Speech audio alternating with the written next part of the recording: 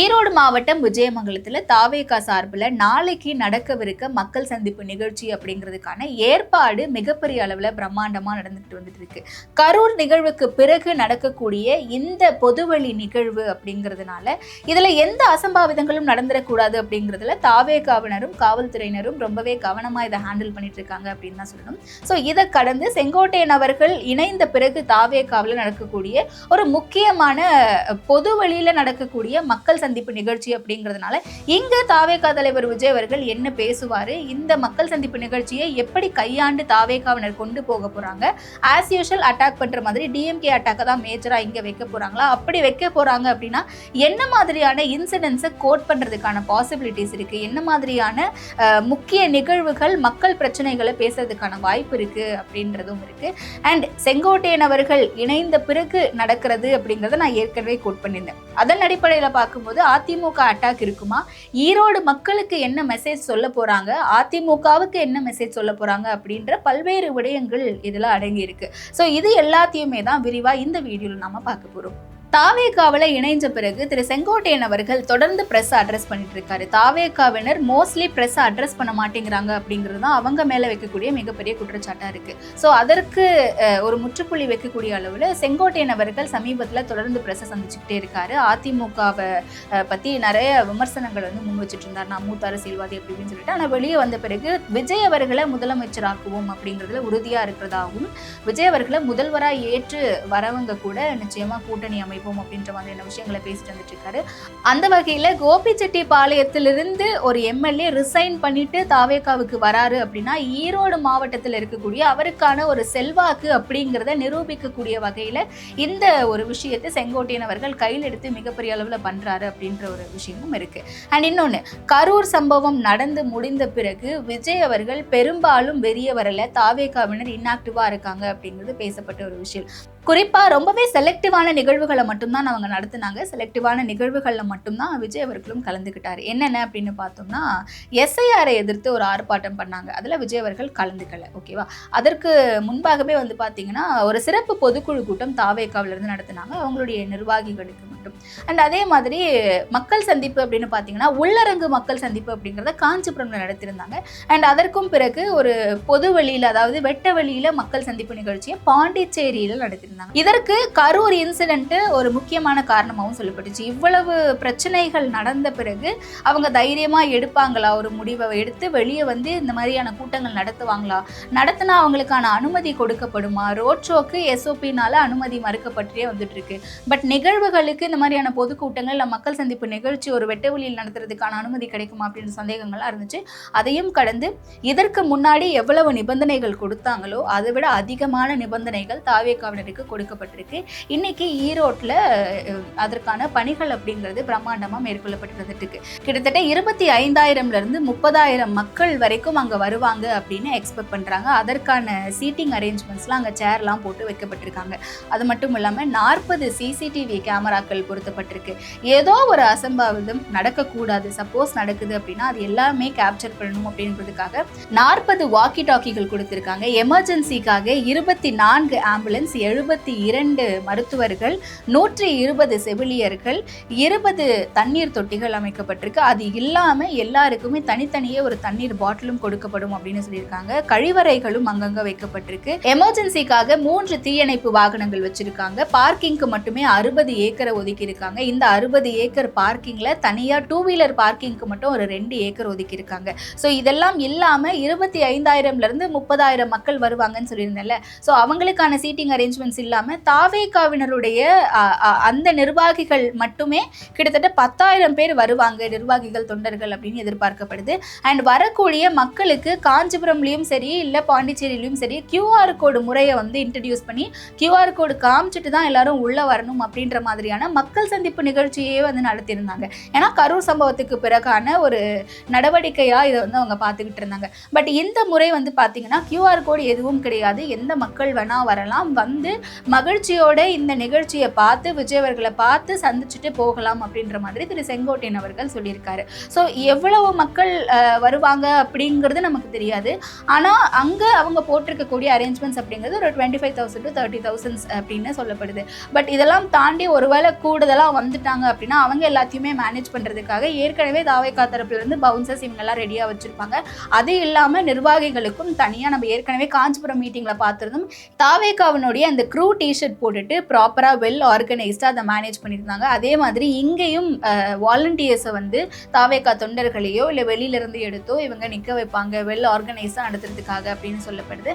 அது மட்டும் இல்லாமல் 1500 காவலர்களும் பாதுகாப்புக்கு அங்கேருந்து போடப்பட்டிருக்காங்க. அண்ட் இப்போ நம்ம பேசிகிட்டு இருக்கக்கூடிய இந்த நிமிஷம் கூட மாவட்ட எஸ்பி அவர்கள் அங்கே போய் நேரில் ஏற்பாடுகள் எல்லாம் எப்படி போய்கிட்டு இருக்கு, இது வந்து சேஃப்டியாக தான் இருக்குமா அப்படின்ற மாதிரி அங்கே கண்காணிச்சுட்டு வந்திருக்காங்க. அது மட்டும் இல்லாமல் நிகழ்ச்சி எல்லாம் முடிஞ்சு வெளியேறி இவங்க போகும்போது அந்த எக்ஸிட் வழி அப்படிங்கிறது மட்டுமே கிட்டத்தட்ட 14 வழித்தடங்கள் தனியாக அமைச்சிருக்காங்க. உள்ளே போகிறதுக்கான ஒரு என்ட்ரி இல்லாமல் வெளியே வர்றதுக்கு மட்டுமே 14 வழித்தடங்கள் எக்ஸிட்டுக்கு மட்டும் தனியாக வச்சுருக்காங்க. ஸோ இது இல்லாமல் அந்த இடம் அப்படிங்கிறது, அதாவது இந்த நிகழ்ச்சி நடக்கக்கூடிய இடம் அப்படிங்கிறது கோவில் நிர்வாகத்தினுடைய இடம் அப்படிங்கிறதுனால இடம் இந்த நிகழ்வு முடிந்த பிறகு நீங்களே முழுதுமாக சுத்தம் பண்ணி கொடுக்கணும் அப்படின்ற மாதிரி தாவேகாவினருக்கு சொல்லியிருக்காங்க. அண்ட் அது மட்டும் இல்லாமல் முன்பணமாக ஒரு 50,000 ரூபாய் செலுத்தணும் அப்படின்னு சொல்லியிருக்காங்க. ஸோ இதெல்லாமே தாவேகாவினருக்கு கொடுக்கப்பட்ட அந்த நிபந்தனைகள். ஸோ இந்த நிபந்தனைகளையும் தாண்டி இன்னும் கூடுதல் கவனத்தோட கூடுதல் சிறப்பாக நம்ம இந்த ஒரு நிகழ்ச்சி நடத்தி காட்டுவோம் அப்படின்ற மாதிரி தாவேகாவினரும் திரு செங்கோட்டையன் அவர்களும் சொல்லியிருக்காங்க. சரி, ஓகே, ஏற்பாடுகள் இவ்வளவு பிரம்மாண்டமாக நடந்துகிட்டு இருக்கு. கிட்டத்தட்ட மதுரை மாநாட்டிலையும் நம்ம இதை பார்த்துருந்தோமே, மிகப்பெரிய அளவில் பந்தல் அமைச்சு தண்ணீர் தொட்டிகள் அங்கங்கே வச்சு அவங்களுக்கு தேவை அப்படின்றப்ப யாரும் டீஹைட்ரேட் ஆகக்கூடாதுன்றதுக்காக தண்ணீர்லாம் கொடுத்து ப்ராப்பராக பார்த்துக்கிட்டாங்களே அப்படிங்கிறதெல்லாம் நம்ம பார்த்துருக்கோம். பட் கரூரில் வந்து ஒரு ரோட் ஷோ போனாங்க, அவ்வளோ பேர் காத்திருந்தாங்க அப்படின்றதுக்காக இந்த இன்சிடென்ட் நடந்துச்சு. கிட்டத்தட்ட ஒரு மாநாட்டுக்கு எப்படி ரெடி பண்ணாங்களோ அந்த மாதிரியான ஒரு அரேஞ்ச்மெண்ட்ஸை தான் அங்கே பண்ணிட்டு இருக்காங்க அப்படின்னு சொல்லிட்டு அங்கே களத்தில் இருக்கக்கூடிய சோர்சஸ் இல்லை ரிப்போர்ட்டர்ஸுமே நமக்கு சொல்கிறாங்க. ஸோ இப்படியான நிகழ்வுகள் போய்கிட்டு இருக்கு. விஜய் அவர்கள் இந்த மாநாடு மூலமாக என்ன மெசேஜ் கொடுக்க போகிறாரு அப்படின்னு நம்ம பார்த்தோம்னா, கரூர் சம்பவத்துக்கு பிறகு மேடை போட்டு ஒரு பொதுக்கூட்டமோ இல்லை மாநாடோ நடத்திய ஒவ்வொரு அரசியல் கட்சி தலைவருமே சொன்ன ஒரு விஷயம், சுட்டிக்காட்டிய ஒரு விஷயம் கரூர் சம்பவமும் அதில் தாவேகாவினருடைய நிலைப்பாடும் தான். ஏன்னா நம்ம எவ்வளோ வெல் ஆர்கனைஸ்டாக கூட்டத்தை கூட்டுறோம், நம்ம கூட்டம் கொள்கை கூட்டமாக இருந்திருக்கு அப்படின்ட்டு திமுகவில் தொடங்கி அதிமுக, நாம் தமிழர் கட்சி, அதிமுக பெருமளவு விமர்சனம் வைக்கல, நாம் தமிழர் கட்சி அப்படின்னு சொல்லிட்டு பலரும் இதை விமர்சித்தாங்க. ஸோ இப்படியான ஒரு சூழலில் தாவேகாவினருக்கு இதை சரியாக நடத்தி முடிக்க வேண்டிய நிர்பந்தம் நிச்சயமாகவே இருக்குது அப்படிங்கிறதும் பார்க்கப்படுது. அண்ட் அதே மாதிரி அங்கே இருக்கக்கூடிய அந்த கரண்ட்டு கம்பங்களாக இருக்கட்டும், இல்லை வச்சிருக்கக்கூடிய தூண்கள் அப்படின்னு சொல்லிட்டு எது மேலேயும் யாரும் ஏறிடக்கூடாது, எந்த அசம்பாவிதமும் நடந்துடக்கூடாது அப்படின்றதுக்காக அதை சுற்றி முள்வேலிலாம் அமைக்கப்படும் அப்படின்ற மாதிரியான இன்ஃபர்மேஷனும் கொடுத்துருந்தாங்க. ஸோ இவ்வளவு மெனக்கட வேண்டி இருக்கா, அப்போ இன்னும் தாவேகாவினர் பொலிட்டிசைஸ் செய்யப்படலையா அப்படின்ற ஒரு கொஸ்டினும் இருக்கு. ஸோ இதெல்லாம் தாண்டி எப்பயுமே மாநாடாக இருக்கட்டும் இல்லை பொதுக்குழு கூட்டமாக இருக்கட்டும், எந்த ஒரு மக்கள் சந்திப்பு நிகழ்வாக இருக்கட்டும், இது எல்லாத்துலேயுமே விஜய் அவர்கள் திமுக தானே தாக்குவார். இந்த முறையும் திமுகவை தாக்குவாரா அப்படின்னு கேட்டால் அது நிச்சயமாக ஆமாம் அப்படின்னு நம்ம சொல்லலாம். ஏன்னா திமுக தாக்குதல் அப்படிங்கிறது எந்த அளவுக்கு டீப் பாலிடிக்ஸ்குள்ளே கொண்டு போகும் அப்படிங்கிறது இங்கே ஒரு கேள்விக்குறியாக இருக்குது. ஏன்னா நம்ம நிகழ்வுகள் அப்படின்னு பார்த்தோம்னா ரீசெண்டாக நிறைய விஷயங்கள் வந்து இங்கே நடந்துகிட்டு இருக்கு. குறிப்பாக எஸ்ஐஆர் விவகாரத்துக்கு ஒரு ஆர்ப்பாட்டம் நடத்தினாங்க, அஜித்குமாரனுடைய மரணத்திற்கு ஒரு ஆர்ப்பாட்டம் நடத்தினாங்க. அதை தாண்டி பெருமளவில் எந்த ஆர்ப்பாட்டத்தையோ இல்லை வந்து எந்த ஒரு போராட்டத்தையோ தாவேகாவினர் முன்னெடுக்கல அப்படிங்கிறது ஒரு குற்றச்சாட்டாக இருக்குது. அது மட்டும் இல்லாமல் இங்கே பேச வேண்டிய பிரச்சனைகள் அப்படிங்கிறது நிறைய இருக்குது. தூய்மை பணியாளர்கள் பிரச்சனை இருக்குது, அதையே கடந்த முறை விஜய் அவர்கள் பேசலை அப்படின்ற ஒரு சிக்கல் இருக்குது. அந்த பிரச்சனையும் இன்னும் நீண்டிக்கிட்டே தான் இருக்குது. அது மட்டும் இல்லாமல் ஊழல் பிரச்சனைகள் இருக்குது, சட்டம் ஒழுங்கு பிரச்சனைகள் இருக்குது. சமீபத்தில் கூட நகராட்சி நிர்வாகத்துறையில் மிகப்பெரிய ஊழல் நடந்திருக்கு அப்படின்னு சொல்லி ஆதாரத்தோட டாக்குமெண்ட்ஸை கொடுத்து அமைச்சர் கே நேரு மேலே எஃப்ஐஆர் போடணும் அப்படின்னு சொல்லிட்டு ஒரு அறிக்கையை கொடுத்துருந்தாங்க.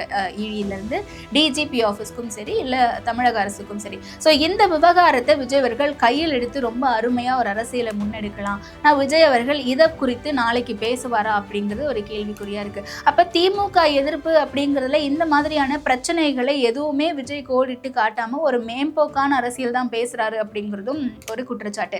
இதை நாளைக்கு முறியடிப்பாரா அப்படிங்கிறதும் இருக்கு. ஸோ இது எல்லாம் தாண்டி ஏற்கனவே இருக்கக்கூடிய சாக்டோஜியோ பிரச்சனையா இருக்கட்டும், இல்லை ஆசிரியர்கள் போராட்டமா இருக்கட்டும், இந்த மாதிரியான பிரச்சனைகளையும் விஜய் கோடிட்டு காட்டுவாரா அப்படின்னும் இருக்கு.